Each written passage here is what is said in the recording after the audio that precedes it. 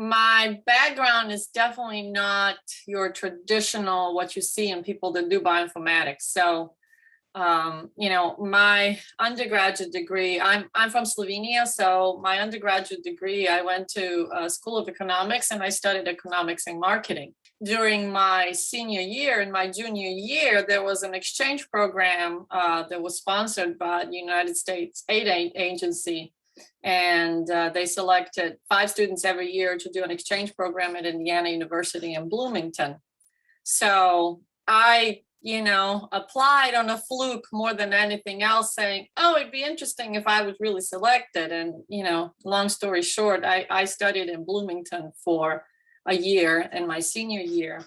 And that basically fulfilled my requirements. And then I did a thesis and graduated with a bachelor's degree in Slovenia. And so I really wanted to do an MBA. I wanted to build upon my knowledge. So applied for another scholarship program. I was offered a full tuition, expenses paid to Hofstra University. And my heart went to University of Massachusetts Lowell at that time, where to do an MBA there, I got an assistantship there instead. And I ended up doing an MBA. And because I was a graduate assistant, I got exposure to things that otherwise I wouldn't see as just a regular graduate student. So I got exposed to research on industrial development in the region of Massachusetts, which was full of technology.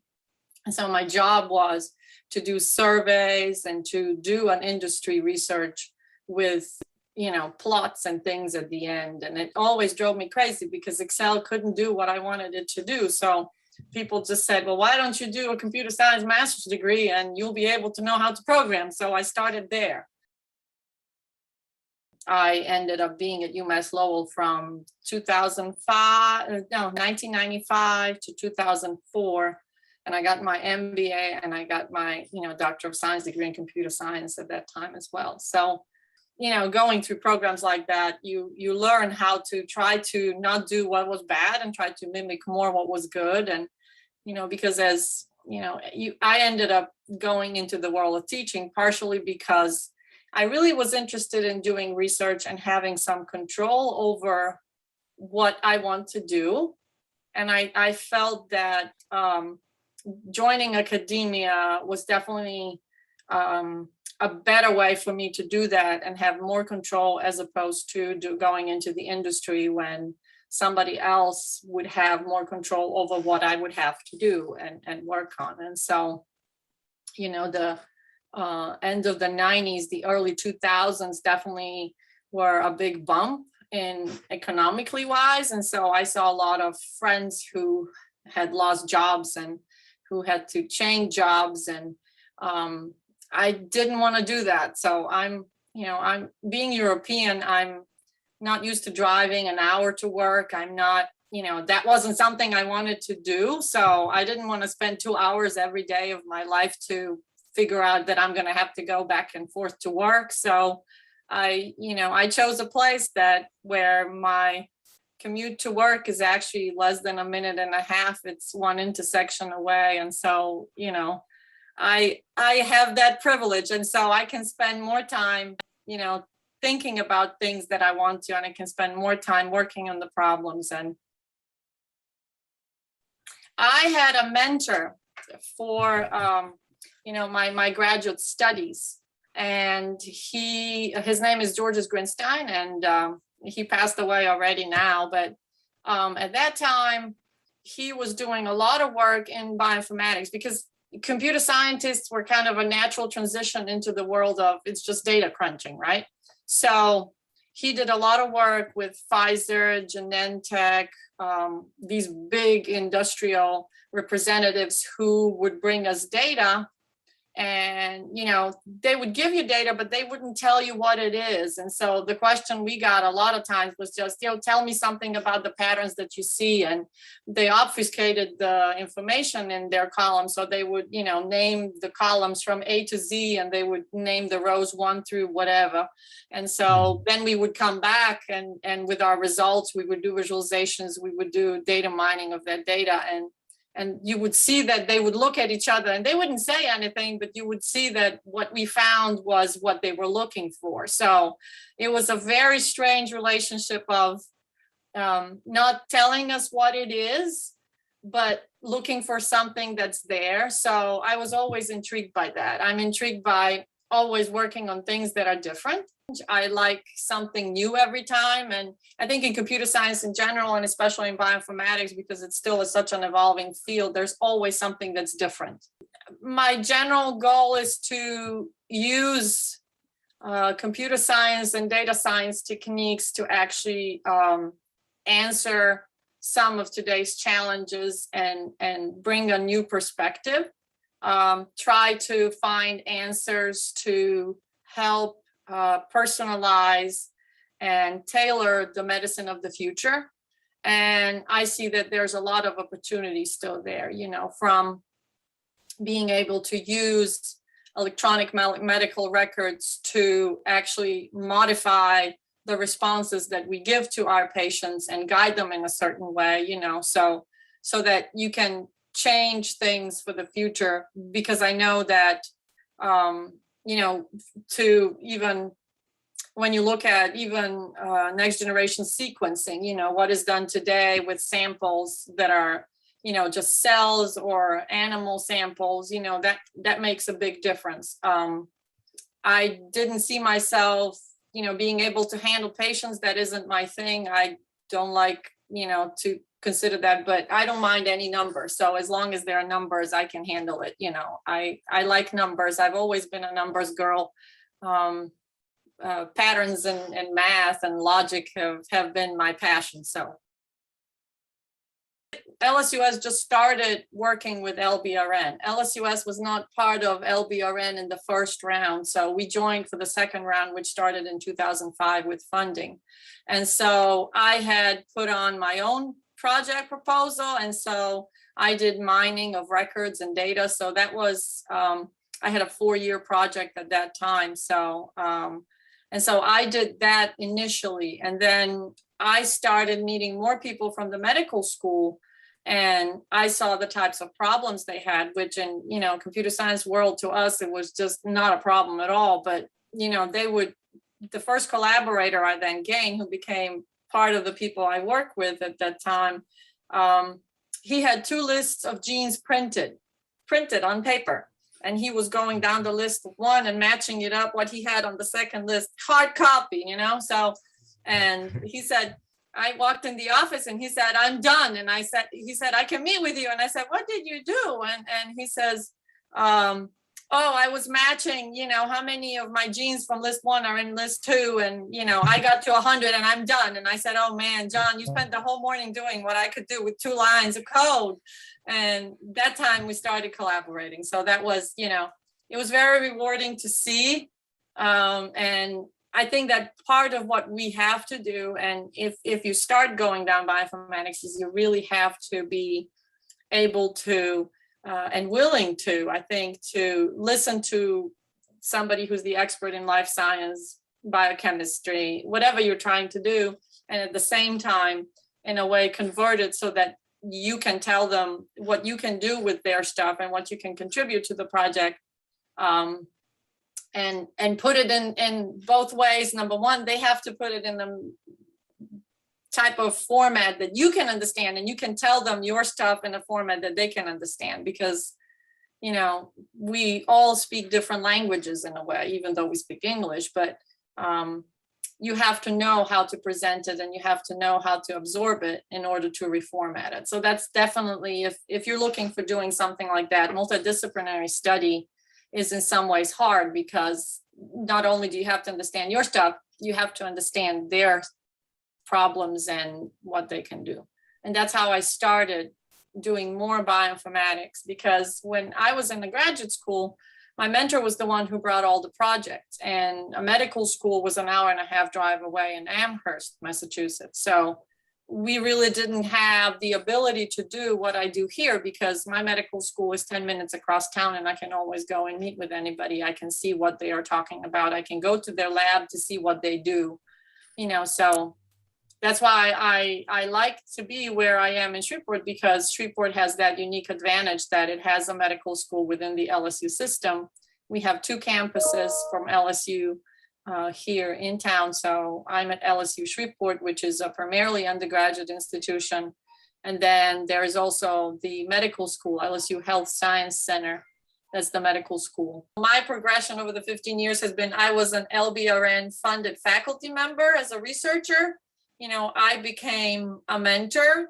I became an associate director of the Bioinformatics Core, and I am a steering committee representative for our campus, in addition to being the representative for the BBCC Core on our campus. So I wear many hats, and I've been in those positions. So I think that, I probably can direct people to the right place. And I think BBCC Core, the Bioinformatics Core itself, works really well by talking to each other. When somebody approaches Chris Taylor, who's the director of the core, Chris is going to say, I don't necessarily do these types of things, but I can send you to this person who may be able to help you faster than I could. People know that we do this. We constantly collaborate with the core that is there, the genomics core that does NGS sequencing. We have so many people that we work with that I always have a line of, what we have to think about and what we have to do. And we're very grateful that LBRN supports also research scientist position on our campus. So we get some funding from that. And so we are able to do much more that way because I'm not just one person doing it. I work with Philip Kilgore, who's our research scientist. He's the one who's funded partially by LBRN. My husband, Marian Trutro, who does bioinformatics and computer science as well. So we're both in the department. We typically have between 4 and 10 students in our lab working with us. We established a lab back in 2006 when our department moved to a new building. So at that time we were given space, and so we have space for a lab.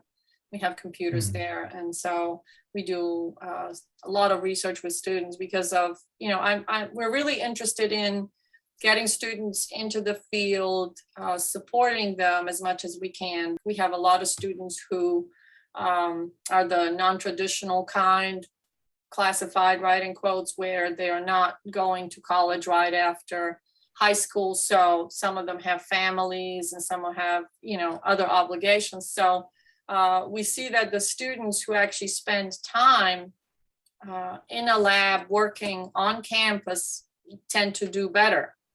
They get exposed to more things. It gives them an idea of what they really want to do. So that's how we try to expose students to problems as well without having to go off campus and do an internship. We just bring a company on campus and we can do work with them on our campus. So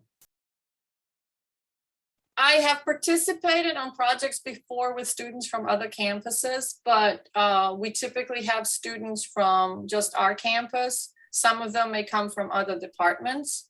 I've mentored students that were undergraduate students in biology, like Prarana Ramesh is a good example. And she finished she was in the LBRN program as well. And she had, I believe, 2 summer funded student projects where she did great work. And she went to another university to do a summer program. And right now I believe she's in Baylor doing a PhD. She started this year. So she's definitely, for example, a good success story. And I believe that there's a write-up on the LBRN site as well about her under the highlights. So, and part of it is that when you look at a student that comes in, we have a lot of students who really don't know what they want to do, even though they go and declare a major. They may not know what they want to do. And so we want to expose them to things that they may not think of, as their career option. We had a Master's of Public Health student in our lab who was helping out with some of the medical side of the data, Adeola Dedukun, who joined us as a graduate assistant, and she was able to help up with the medical side of the data because she already had a medical degree from Nigeria, where she came from. So I think it's very gratifying to be able to be on the giving side, not just on the receiving side, knowing that it took, so many years for me to get my degree, and being able to be a graduate assistant, have a lot of exposure. And to me, that's very gratifying to do as well. So, giving it back in a way. Trying to get to know other people that are not in your field whenever you have the chance to, that's number one. And I think that it's very difficult to force people to work together if they don't see some compatibility, or they don't really understand each other really well. So I think that's number one.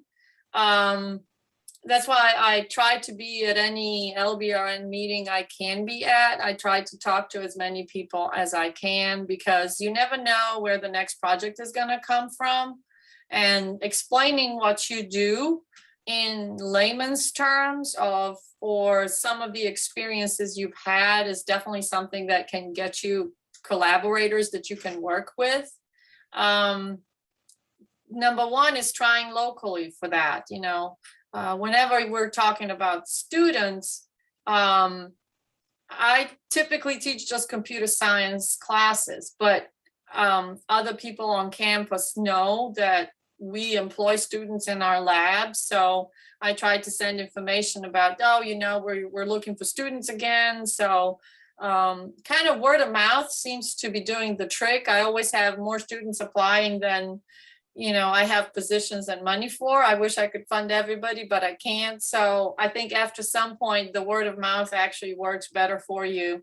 And number one thing for me is understanding and being respectful of their situation, their point of view, and truly caring for where they are at, because we have lots of students who can't do things or can't, don't have funding to do X, Y, Z. And, you telling them that I do understand that because I was there.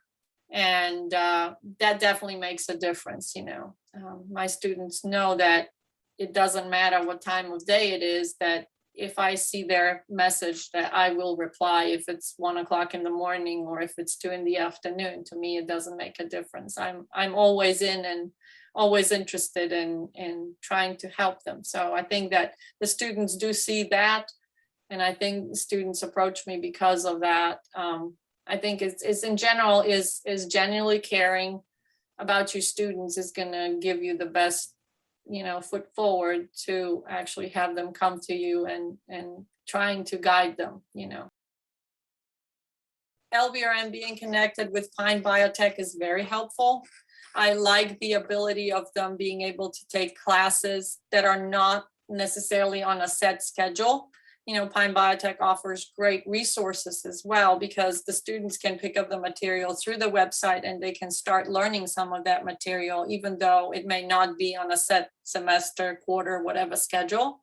I think that it's good to see that they have that ability. And so I want them to just look at it, if some of them can't commit to a whole class, and I can understand that, at a university. So I think just look at it, see if that's something that interests you, because you never know. Maybe it'll be the statistics that's going to interest you. Maybe it'll be processing the data that'll interest you. Maybe it'll be, something that you pick up. I recommend my students also, as the first thing when they come to see me is, number one, we handle data too. And you may be programming a lot, but you may not. It depends on the semester, it depends on the project. So I like all of them to learn R. So I send them to the Coursera R course that is offered by Johns Hopkins University, and it's free for them. So I think those type of tools are good to get their feet wet. And then if they like that, then they can come to me and they can tell me. Even if they don't like it, they can tell me, because then I tell them, oh, if you're interested in that, why don't you go talk to person XYZ? And so the other thing that is organized as well as projects if you discover what you really would like to do to get yourself involved in things. The summer student research projects are a great thing. They're usually due to LBRN by the end of January, early February. So that's a great place to start because it's a 10-week commitment. It's organized with talks, with things that are connected to research projects. And so that you can kind of see if that's something you're interested in as well. And you can repeat that several times. And then there's the scholars program that can extend into the academic year. So I think that's a great opportunity for our students to get some funding. But otherwise, LBRN also funds faculty on different campuses. And so the website also lists the faculty that are doing research that have funded projects. And so you can just approach some of those people as well, you know, because it has a short description of their project and it has information on that. So, and it doesn't matter, you know, in today's day and age, we do a lot of research remote. So, you know, it doesn't matter where in the state you are, for example, and you can approach anybody. I've always had this desire and wish that we would create a website that somebody would keep up with, that would have the information about people that do things, you know. I mean, I think it's the hardest thing, especially in John Quevedo, who updates the LBRN website, is, and Nayong helps as well, I understand, but to keep everything up to date and have this general, you know, kind of like a dictionary lookup, right? If you do, you know, next generation sequencing and you're interested in RNA-seq, call this person does it. If it's metagenomics, you know, call Chris Taylor, you know. So I think it's very difficult to define that, partially because there are so many words in the dictionary we, as people that work in this circle, don't necessarily think of, you know. So I think it'd be nice to have a list of, these are the expertise topics that these people generally work in. This is a list of their publications so that you can kind of match up to see if these things are the ones that you're looking for. And I don't think there's really a way to define everything. So that's why, you know, kind of having like a lookup table would be great. I think that we've discussed this before, kind of like a LSU Tigerware for services and equipment and techniques and skills. And, you know, it's a very broad area because, number one, just including everybody on the list that can do things is difficult. But, you know, I think that for now, my best recommendation is go and pick up a phone and talk to somebody, because a phone call can definitely answer much more and uncover things much more than an email would. But that's, you know, email is always a good start. We start with LBRN and supporting the projects individually. You know, I have the research scientist position who is partially funded through LBRN. So we're actually able to do some of that work for them. And it depends on what it is. Right now, we're working, for example, with Dr. Wesley Gray, who's given us some data on his RNA-seq. So we did the analysis of the data. We sent it through our pipeline. We gave him the result.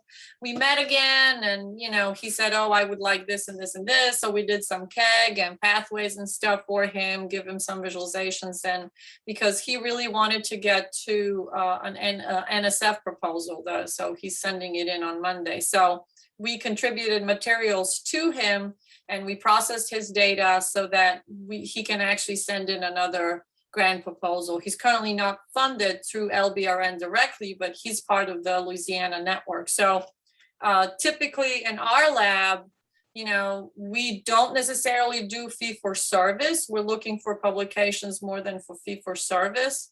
I always try to get at least the graduate students funded. So today, our job as educator, I believe, is to give people the tools, give the students the tools they're going to be able to use 20 years from now when they'll still be in the field. And so I think for me, it's giving them the opportunity to understand that, number one, they will never stop learning.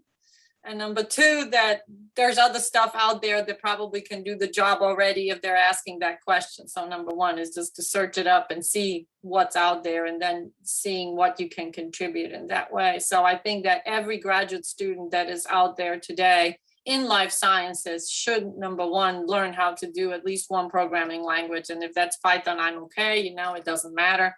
But being able to understand that, because if you look, for example, at the Great Britain in elementary school requires a programming language. Every kid in Great Britain now learns a programming language at elementary school. So it's just like another language. And I think that that's what I'd want to put out as to everybody, is that, you can always get service by people who do bioinformatics. But if you learn how to do it yourself, and if you're a graduate student in any life science field today, you should learn how to do it yourself, at least partially. So, starting somewhere is important. Just do something in the field, if that's going to be learning R and how to use R to do data science, to learning Python, how to process some of that data on the other side. Just start somewhere. That's my message. Is that a 20-minute talk that you could give? Sure, I can do that. Okay, well, Lane, let's put her down. I don't know if you were there at one of them. So I had a talk at LBRN Bioinformatics meeting. This is a few years back, but I gave them the beautiful map of Napoleon's march on Moscow and how that would look like today using the tools you have today, so many years later, of how terrible that would look, and how not only that you have to understand the tools, but you have to think about these problems, because there's got to be a better way to do it, right? So if you used Excel, it would look terrible. So, and that's part of my message, is like, well, yeah, we have all of these tools, but we really have to think about how to use them in the right way. That's why if you are intrigued by a problem and don't know a solution to it, just try to talk to people who may steer you in the right direction. But then again, you may have to do something by yourself to actually solve it. So I think it's, today a lot of things are technology driven. So, the next generation sequencing and what's coming up, whatever we call that, phase 3 or third reincarnation of the technology, for example, if you look at that as an example, right?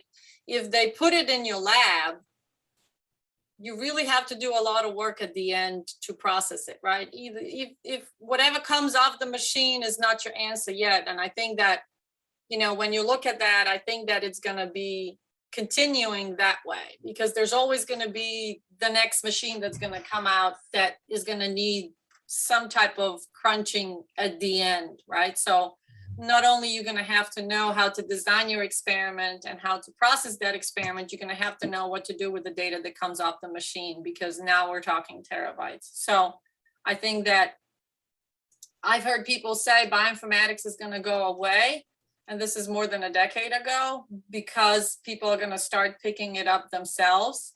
But because there's so much that goes into it, it's either going to be, working with a person who's got the skill and trying to get the project done. I don't think it's going to go away. I think it's transforming, just like a lot of the fields are today that are technology driven. So I would say that, yeah, it's interesting to see how it works, and that if you have a sequencer, that still does not mean that you can actually use what comes off of it. So I think that having the people that can support these activities is very important. You have a desktop sequencer now, but you really have to understand what can be processed on it and how is it different from something that's more powerful and bigger. So I think that having people to support that is very important. And down south, here in the South, it's very important the personal relationships you have with people.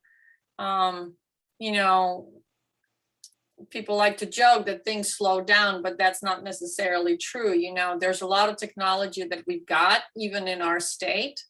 And I think that having the ability to share that is really important down here, and support that. So, it's like somebody put a space shuttle in your front yard. That doesn't mean you're going to be able to fly, right? So I think that it's the personal relationships that make a difference in the South much more than they do somewhere else. You can always send your samples somewhere else to have them processed, but then, when they give you the data and say, well, this is your result, they leave you by yourself. So, I've had people who've come to us because they've had their data processed somewhere else, and they said, well, I paid all this money to these people and this is what they gave me, and what does that mean, and where do I go now, right? So I think that that's very important to have, because people have to be able to have that perspective of, these are the things that are out there and these are the things you can do with them. So that's why it's very important that we stay at the edge of what is modern today and we don't fall behind,